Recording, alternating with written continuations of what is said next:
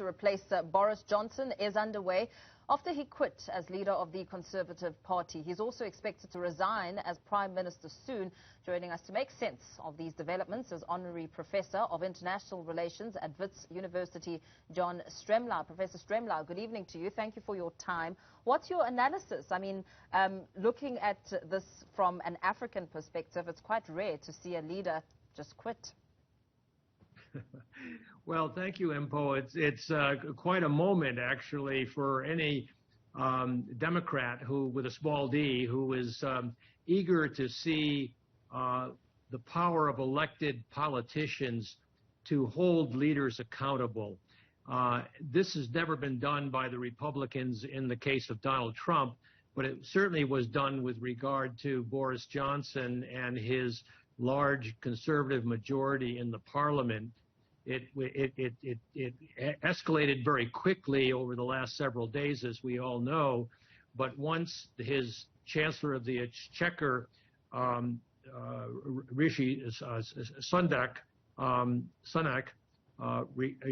called him to resign, and then moments later, his Minister of Health and Social Care, Sajid Javid, called on him to resign. It then cascaded into 50 ministers joining in that chorus, and he had no other alternative. It's important to note, I think, that in the case of the Chancellor of Exchequer, he's an Indian British citizen, and in the case of the COVID driver, who is the Minister of Health, he's a Pakistani British citizen. And so it's again a flavor of a diverse but talented cabinet that just said they've had enough with Boris Johnson's grandstanding and lying. So some who have weighed in on this matter have said that his resignation was inevitable. I mean, was it really?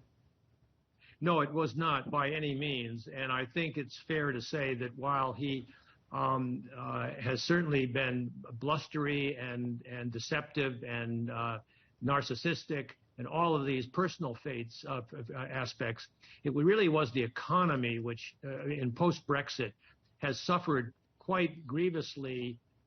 It was obscured by the COVID problem, and he didn't handle that initially very well, but he did manage to impose a lockdown, and then of course, offended everybody by engaging in parties that he would then deny and then apologize for.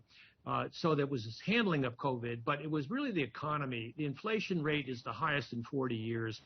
There is a huge backup of trucks that are not bringing in essential material supplies because of the new regulations once you pull out of Brexit.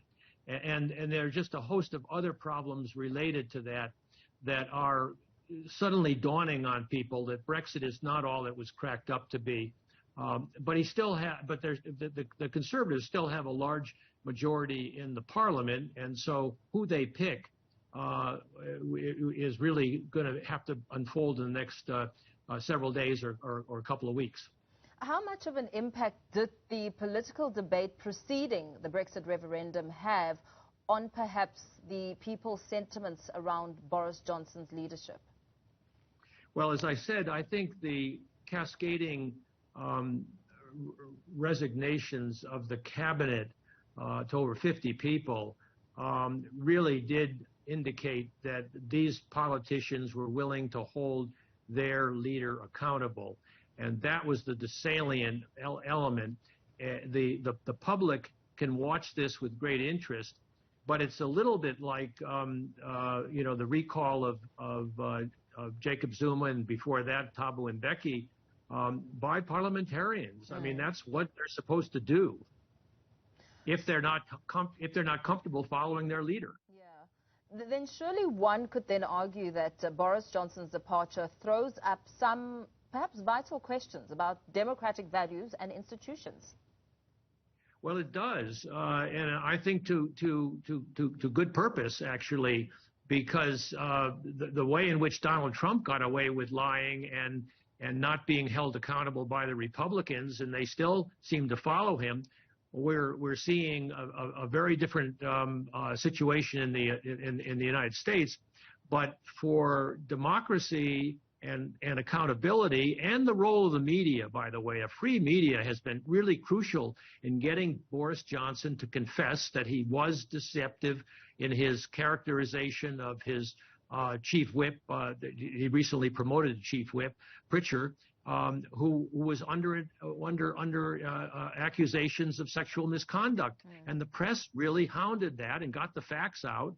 And I think that's what makes a good democracy, is not only accountability, but then freedom of expression and a robust media like we have in South Africa.